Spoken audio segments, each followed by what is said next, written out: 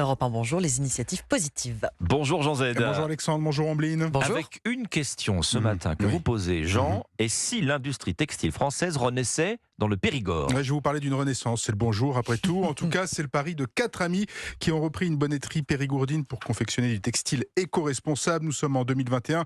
La bonnetterie du Périgord, fondée en 1948 entre Périgueux et Angoulême, est en liquidation judiciaire. Une de plus, on y concevait des tricots écolos avec des tissus en chanvre. L'expérience commerciale a tourné court.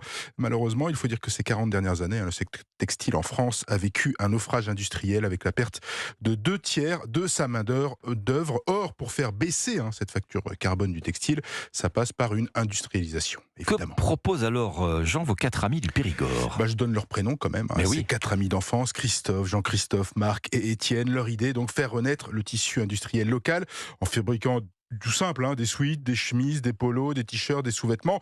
Le coup de chance, c'est que la trentaine de machines présentes dans l'usine et datant des années 60, elles sont ultra robustes et que le savoir-faire local est encore là. Stratégiquement, les fondateurs ont choisi la modestie. Ils vont cibler des entreprises de prêt-à-porter pour travailler pour elles, comme Tonton et Fils ou Oxbow. Et ils ont créé leur propre marque, Authentique 1948, vendue sur Internet à l'usine et dans quelques marchés et salons. Alors, ils conçoivent leurs modèles, les tricotent, les coupent, les assemblent. Et quand ils font appel à des sous-traitants pour la teinture, par exemple, ces entreprises sont françaises, en tout cas généralement.